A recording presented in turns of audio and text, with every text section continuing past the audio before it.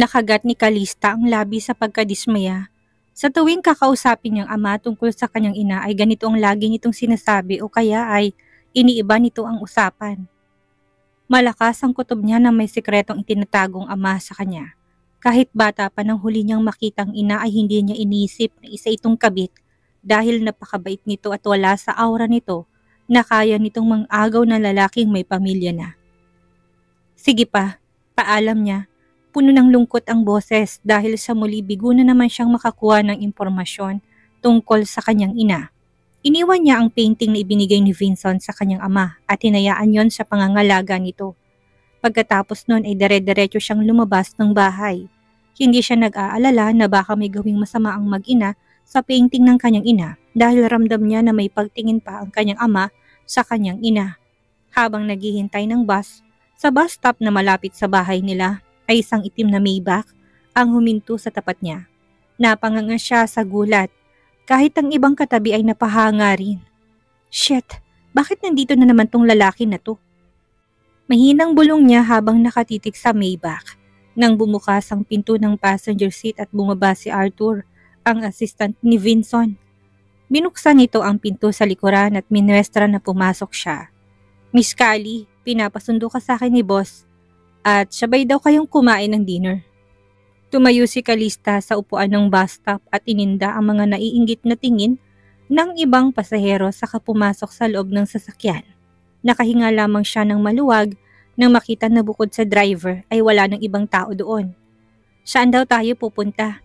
May iba pa bang nakain ng boss mo at bigla-bigla na lang siyang nagyayaya na kumain ng dinner? Patamad na tanong niya habang kinakabit ang seatbelt. Pagkatapos nun ay sumandal siya tumingin sa labas ng bintana. Hindi pa rin nawala sa isip niyang nangyari sa bahay ng kanyang ama. Sa ukada ang reservation ni boss, Miss Callie. Ha? Tila nagulat na sagot ni Kalista. Hindi niya napansin na napalalim ang iniisip niya kaya nagulat siya nang biglang magsalita si Arthur. Sabihin mo, i-cancel niya ang reservation. Gusto kong kumain ng pares. What? Gulat na tanong ni Arthur. Nakalimutan ni Kalista na bukod sa assistant si Arthur ay isa rin itong anak ng mayaman katulad ni Vincent. Kuya, tawag niya sa driver. Ikaw nang bahalang mag-explain at dumiretso ka sa Kokoys. Pumikit si Kalista upang makabawi ng tulog at ang mahinang pag-explain ng driver ang naging background music niya. Madali siyang makatulog pero sa konting kaluskos ay madali rin siyang magising.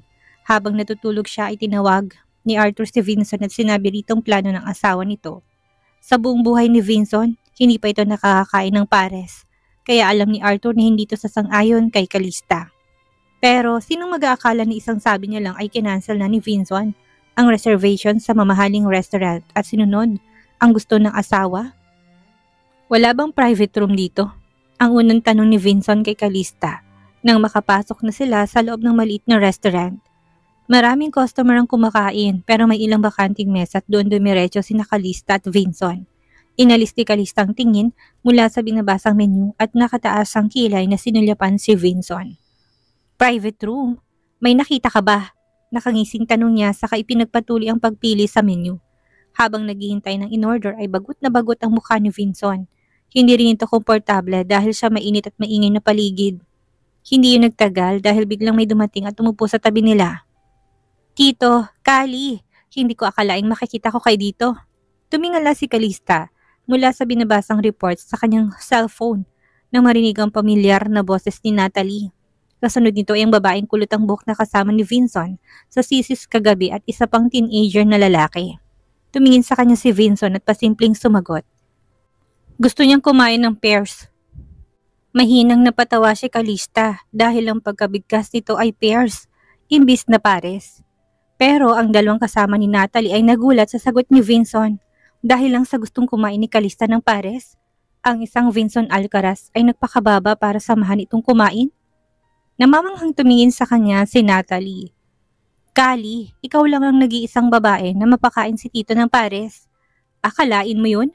Natalie Green. Ngumiti si Kalista pero hindi yun umabot sa kanyang tenga. Hindi siya komportable dahil magkatabing nakaupo ang babaeng kulot, ang buhok at si Vincent. Habang silang mag-asawa ay magkaharap at katabi niya si Natalie. Ang lalaking kasama ng mga to ay nakaupo sa tabi ni Natalie. Bakit magkasama kayong tatlo? Vinson, may nilakad lang kami ni Jerome sa mall sa tapat at nakita namin doon si Natnat. Kaya sumama siya sa amin. Hindi namin nakalaing makikita namin kayo dito. Ang babaeng kulot ng buhok ang sumagot. Pwede ba kaming makijoin sa inyo, Vinson? Hindi agad nakasagot si Vinson at dumakon tingin kay Calista. Naabala pa rin sa cellphone. Tila hinihingi ang permiso nito.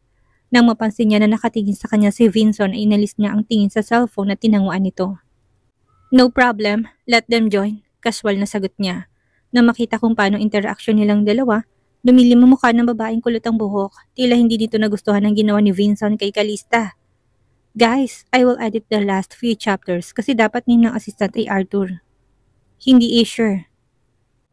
Calista, ikaw na talaga. The best of all. Biglang komento ni Natalie. Nagsisimula na silang kumain at pati si Vinson ay tila nagustuhan na rin ng pagkain. Pansit pares ang kinakain nito, samantalang si Calista ay umorder ng bulalo para sa sarili. Pero halos si Vinson na rin ang umubos noon dahil nagustuhan nito. Ikaw lang ang nag-iisang babaeng nagpakain kay Tito sa isang paresan. Napangisi si Calista sa kasinulyapan si Vinson na hindi pa rin may pintang muka dahil sa hindi to komportable at nainitan sa loob. The best? Biglang sabad ni Jerome. Nakataas ang kilay nito at puno ng pagmamalaki ng salita. Mas the best si C. Kung hindi mo siya kilala, siya lang naman ang nag-iisa sa pinaka-kilalang hacker sa buong mundo. Balang araw ay siyang aasawahin ko. At ibibigay ko lahat ng gusto niya para hindi niya ako iwan. Napaubo si Calista at nasamit sa tubig na ininom nang marinig ang sinabi ni Jerome. Sa sobrang pagkagulat niya, nanikip ang dibdib niya sa walang tigil na ubo. Tubig lang at nasasamid ka pa. Biglang tanong ni Vincent na kagad siyang binigyan ng tissue. Matigas ang pagkakasalita nito na tila ba nagpapangaral sa isang bata. Nangunot naman ang noo ni Shira, ang babaeng kulot ang buhok, dahil siya inakto ni Vincent. Ngayon lang niya kasi nakita na kaya pala ni Vincent na alagaan ng isang babae. Huwag kang magpanggap. Sinong nasa hustong gulang na nasasamit pa sa tubig? Patutsyadang muli ni Jerome. Nahirapan man ay hindi pa rin to nakalimutan ni Calista na tignan ng masama. Simula pa kanina pagpasok ng mga to ay tila hindi na siya nito gusto. Dali-dali siyang tumayo para tumungo sa banyo. Pero bigla ring tumayo si Shira. Samahan na kita, Kali. Kailangan ko rin magbanyo. Pasimple lang itong tinanguan ni Calista at nagpauna na sa banyo. Nang makarating doon ay mabilis siyang pumasok sa empty cubicle at sinubukang mag-dry leave upang alisin ang paninikip ng dibdib. Ang dahilan kung bakit siya nabulunan ay dahil sa sinabi ni Jerome tungkol sa hacker na si C. And it was her. Hindi niya akalain na si Jerome palang taong nakachat niya matapos ang insidente sa dati niyang trabaho. Nang lumabas siya ng cubicle ay naghihintay na sa kanya si Shira sa labas bitbit ang coat nito. Bago siya pumasok ay nakita niyang nakasunod to sa kanya pero dahil hindi naman sila ganun ka-close ay hindi niya ito pinansin. Isa pa, unang tingin pa lang niya sa babae ay tila may binabalak na ito. Nginitian siya ng babae nang makita siya nito. Kali, pwede bang pakihawakan na muna ang coat ko? Pakiusap nito bago pumasok sa cubicle. Tinapos si Calistang paghuhugas ng kamay at tinuyo gamit ang tissue, saka inabot ang coat nito. Saka lang ito pumasok, hindi nagtagal ng paghihintay ni Calista. Dahil ilang sandali lang ang lumipas ay lumabas na si Shira. Pinasalamatan siya nito at kinuha ang coat matapos maghugas ng kamay. Kali, pagpasensyahan mo na sa Jerome. Minsan ko ano-ano talagang nasasabi ng batang yon. Pag mo sanang masamain. Nakataas ang isang kilo na itinagilid ni Calista ang ulo upang bahagya itong lingunin. Ha? Bakit? Ano bang sinabi niya? Baliwalang tanong niya. Natameme si Shira sa sinabi niya. Hindi ito makapaniwala na tila wala siyang pakialam. Nagpatiuna sa paglalakad si Calista at nang makabalik sa mesa ay nakita niyang wala na doon si Vincent. Mukhang hindi nito makayang init sa loob ng paresan kaya nauna na itong lumabas. Dahil patapos na rin naman silang kumain ay nag-aya na si Natalie na lumabas na sila dahil nabayaran na ni Vincent ang kinain nila. Teka, sandali. Biglang sabi ni Shira ng akmang lalabas na sila. Nawawalang relo ko, nagpapanik na dagdag pa nito habang ang kamay ay nasa loob ng dalawang bulsa ng suot nitong coat. Nang makita to ni Calista ay biglang umangat ang isa niyang kilay. She can foresee where this event will end. Tumulong sa paghahanap si Natalie at tinignan ng ilalim ng mesa at kung saan-saan pero wala itong makita. Shay, sigurado ka bang suot mo ang relo nang lumabas ka? O baka nakalimutan mo lang kung saan mo nailagay? Matigas na umiling si Shaira. Hindi, sigurado akong suot ko yon. Tinanggal ko lang yan bago tayo magsimulang kumain at nilagay ko sa bulsa ng coat ko.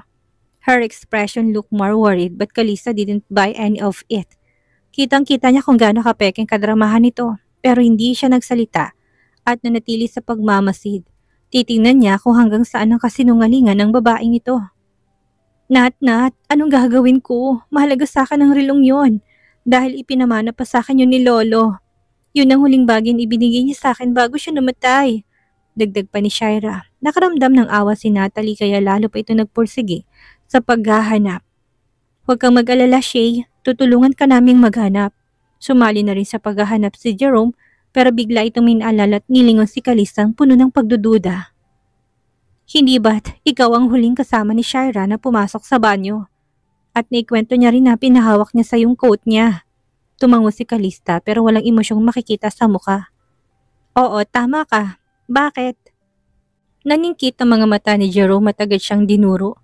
Ibalik mo kay Shaira ang relo ngayon din. Ibalik? Mahina siyang napatawa. Anong ibabalik ko kung wala naman akong kinuha? Nilapitan siya ni Jerome at mabilis na hinawakan sa braso na tila ba isa siyang magnanakaw na nahuli sa akto at ayaw pakawalan. Hoy babae, sinasabi ko sa'yo, ibalik mo ang relo ni Shaira ngayon din kung ayaw mo mapahiya ka rito. Ikaw lang nag-iisang humawak ng coat niya. Sino pa bang dapat na pagbintangan? Oo, ako ngang humawak pero tinulungan ko lang siya dahil nakiusap siya. Kalmadong sagot niya. Dahil sa komosyong ginawa nila, pinagtitinginan na sila ng mga tao. At dahil malakas ang boses ni Jerome, masama na rin ang tingin sa kanya ng ibang customer. Pinahawak lang sa'yo. Hindi ibig sabihin nun, kunin mong kung ano man ang bagay na nakalagay doon, kahit na alam mong hindi sa'yo. Hindi ko alam kung ano sinasabi mo, dahil wala akong kinuha. Hindi siya patang salita. Nilingon nito si Natalie. Search her, utos nito. Jerome, how can you be this petty? Hindi ganyan si Kalista, okay? Sinubukan ni Natalie na harangan si Jerome pero nagpumilit ang lalaking lapitin siya para hanapin ang relo ni Shaira. Dahil naipit sa mesa si Kalista, bahagyang napauntog ang kanyang katawan at sa hindi malamang dahilan. Isang bagay ang biglang nahulog mula sa katawan niya at kumalansing yon sa semento. Nang lumapit si Jerome at damputin yon, hindi makapaniwalang tumingin ito sa kanya. Ano to? Hindi bang sabi mo hindi mo kinuha ang relo? Puno ng panglalait ang mga mata na tanong nito habang hawak-hawak ang relo at ipinakita sa kanya. Imbis na matakot dahil siya ipinakita ni Jerome ay napaismid lang si Kalista. Alam niyang malinis ang konsyensya niya at kung ano man ang dahilan kung bakit napapunta sa kanyang relo'y kanyang aalamin. Ano ngayon ang masasabi mo babae? Isa kang magnanakaw. Sa tingin mo ba ay worthy kang maging asawa ni Kuya Vinson? Hindi makapaniwalang tumingin sa kanya si Shaira. Ha? Kali? Talagang ikaw ang kumuha ng relo ko? Nanatiling kalmadong mukha ni Kalista. Kahit na pinagtitinginan na siya ng ibang customer. At kahit pinagtutulungan na siya ni Jerome at Shaira, hindi siya nagpakita ng takot. Relax ang mukha na tinignan niya si Shaira. Sigurado ka ba dyan sa sinasabi mo ha, Shaira? Sigurado kang kinuha kong relo mo? O sinadya mong ilagay yan sa akin para i-frame up ako? Ikaw ang nakakaalam ng katotohanan, Shaira. Kaya ba ng konsensya mong pinaggagawa mo?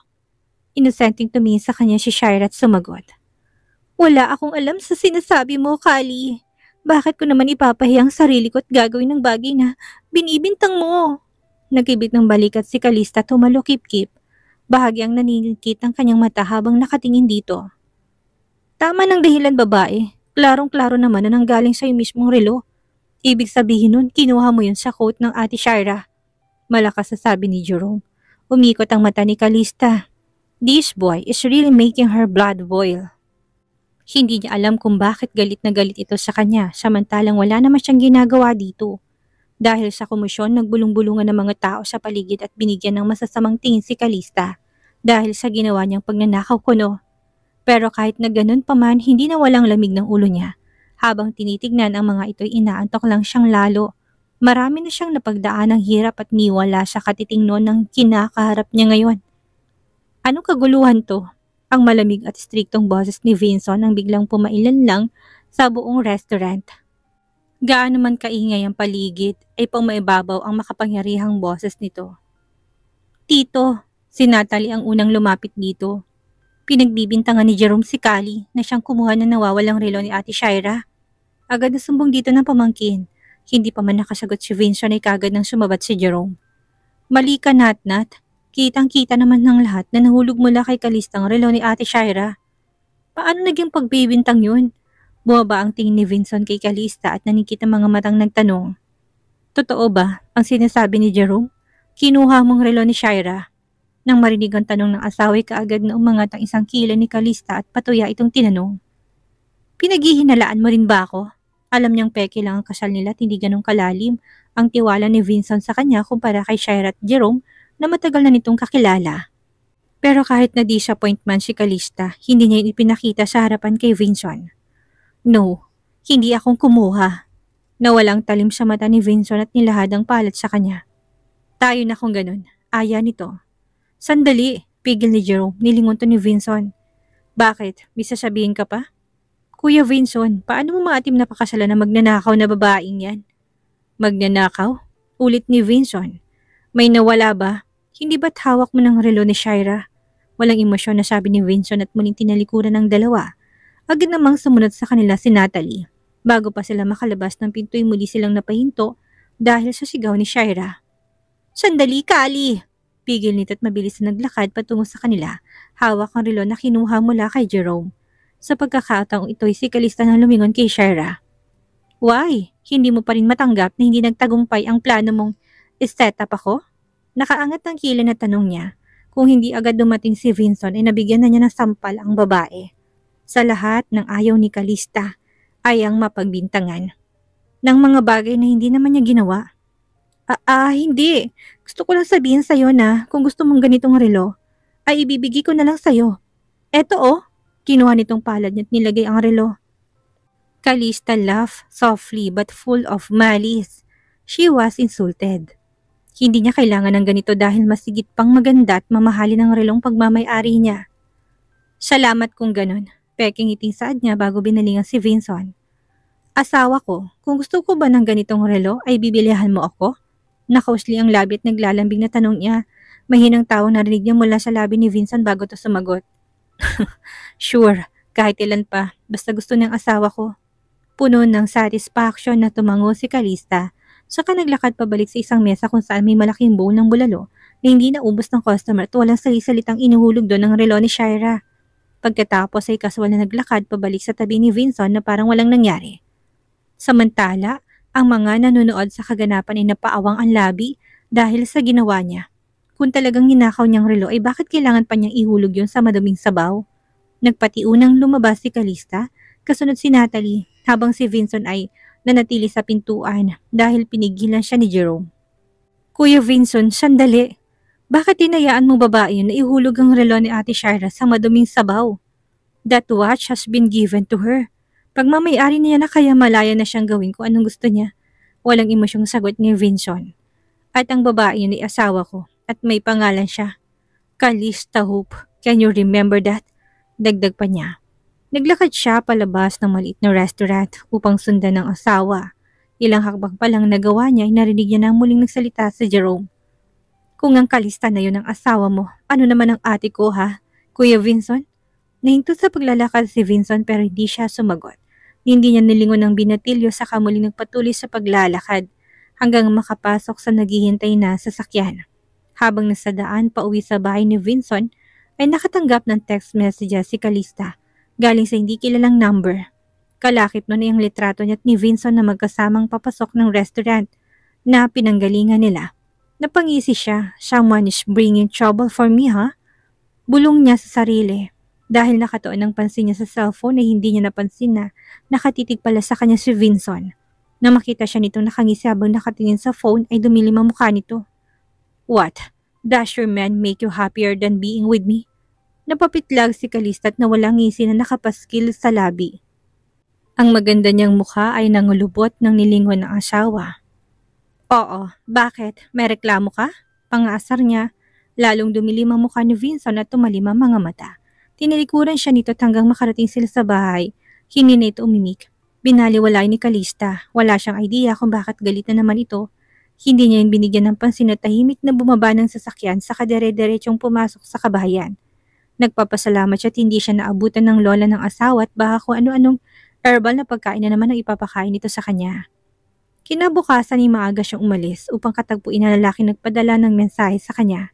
Bilang isang eksperto sa computer, kagabi pa lang inalaman niya na kung sinong sender. At hindi siya makapaniwalang lalaking yon ang naglakas loob na i-blackmail siya. Sa isang cafe siya kinatagpo nito at pagkapasok pa lang niya sa loob ay kaagad na niya nakitang target. Dumiretso siya doon at patamad na umupo sa harapan nito. Kalista, mabuti naman at nagpakita ka. Takot kang malaman ng ibang tao kung anong masasamang pinaggagawa mo, no?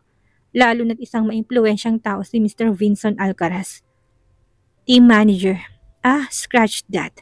Wala na ako sa kumpanya niyo kaya hindi ko na kayo dapat natawagin ng ganyan. Casual siyang sumandal sa upuan at iwinigay ang kamay sa waiter upang paalisin ito dahil ayaw niyang umorder. What do you want? Tanong niya. Imbis na klaruhin ang hinala nito ay sinakyan niyang laro ng matanda. Ikaw ang dahilan kung bakit nawalan ako ng trabaho. Kailangan mo pagbayaran ng ginawa mo dahil kung hindi ay malalaman ng lahat na isa kang walang dangal na babae at pumatol sa lalaking may asawa na. Mahinang napatawa si Kalista. Babaeng walang dangal ha? This time her anger towards this man reached another level. Hindi lang nito sinundot ang galit niya. Dinagdagan pa nito kaya sisiguraduhin niya na hindi ito makakaalis ng walang napapala dahil sa pang-istorbo sa kanya. Sigurado ka ba sa sinasabi mo ha, tanda? Habang sinasabi yun ay ibalang kamay niya sa pagkalikot ng phone at in-upload sa internet ng mga impormasyong nahukay niya kagabi tungkol sa matanda. May asawa ito at may 2 anak pero 2 taon na pala itong may kirida. At sa lahat ng ayaw ni Kalista ay ang lalaki naghahanap ng iba't hindi makontento sa isa. Sigurado ako Kalista, marami pa akong ebidensya. Hindi ba't ikaw ang kayakap ni Mr. Alcaraz sa kotse sa harap ng building noong araw na pinaalis ka sa kumpanya? At balita ko, kakakasal lang na lalaking kinakalantari mo. Saad ng dating team manager. Kaya kung ayaw mo mabunyag ni isa kang kalaguyo, tulungan mo kong kumbinsihin si Mr. Alcaraz na aprubahan ang proyektong kumpanya para makabalik na ako sa trabaho. Mukhang pagkatapos nitong masisante sa kumpanya ay tila malaki ang tinanda nito. Sino ba naman ang hindi ma-stress kung may nabuntis kang ibang babae? No, hindi ko magagawang sinasabi mo. Kung anong man ang naging desisyon ni Mr. Alcaraz pagdating sa negosyo nito, ay wala na akong pakialam doon. Kalaguyo lang ako, yun naman ang sabi mo hindi ba? So ibig sabihin nun, wala akong say sa kung ano man ang pamamalakad niya sa kumpanya. Walang reaksyon ng mukha niya habang nagsasalita, ni hindi siya natatakot na expose nito kung ano man ang relasyon nila ni Vincent. Ang problema lang ay kung magugustuhan ba ni Vincent na malantad sa lahat ng kasal na silang dalawa. Kung ganun ay ayos lang sa'yo na malaman to ng asawa ni Mr. Alcaraz? Nanggagalaitin na sa inis ang team manager. Dahil bigo ito sa pakipag-usap sa kanya unti-unti nang nawawalang composure nito. Go ahead! Tignan natin kung anong masasabi ng asawa ni Mr. Alcaraz dahil may ibang babaeng asawa niya. Tumayo si Kalista. Wala na akong panahon para pakinggan ang patutsyada mo. Goodbye, tanda! Pagtayo niya ay kagad niya itong iniwan pero hindi niya alam ay biglang kinuha ng matandang teapot na medyo mainit patakamang ibubuhos yun kay Kalista. Pero may isang lalaking pumigil dito. Look at you, old man. Kababaeng tao pinapatulan mo. Nahinto sa akmang paglalakad si Kalista nang marinig ang boses na yon. Nang lumingon siya ay nakita niyang lalaking nakilala sa bar.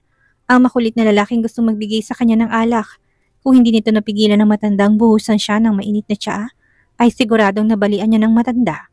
Kahit nakatalikod siya, alam niya kung ano nangyayari sa likuran niya.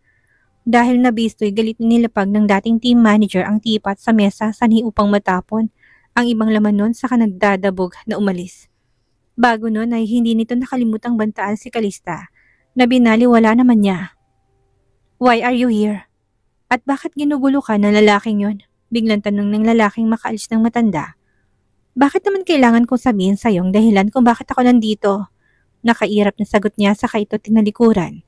Baka may isa na namang baliw ang kumuha ng larawan nila ng lalaking ito at ipapadala kay Vincent. Wait, I'm Delphine Cordova. Habol na lalaki tumayo sa tabi niya upang sabayan siya maglakad.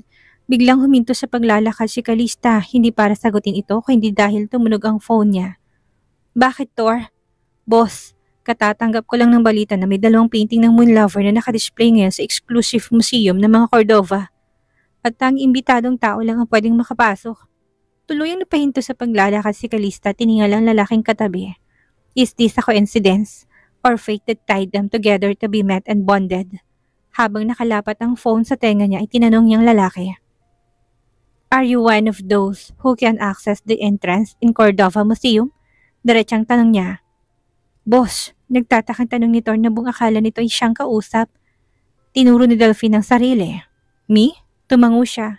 Yes, you. Kung kaya mo kong ipasok sa museum na yon, ay tatanggapin kong pakikipagkaibigan mo. Malapad nang ngumisi ang lalaki. Sure, kailan mo gustong pumasok? Ngayon na, mabilis sa sagot niya. Pinutol niyang tawag kay Thor at tinago ang phone sa bulsa. Then, let's go. Umalis ang dalawa upang tumungo sa museum, pero hindi alam ni Calista ang dati niyang team manager ay pasimple silang kinuhanan ng larawan. At dumiretso to sa bahay ni Mr. Alcaraz upang kausapin ang asawa ko nito. Ang problema ay ang kapatid ni Vincent na si Lucy ang nakausap nito. Kung mabuti o masama ang napag-usapan ng dalawa, ay malalaman sa mga susunod na pahina.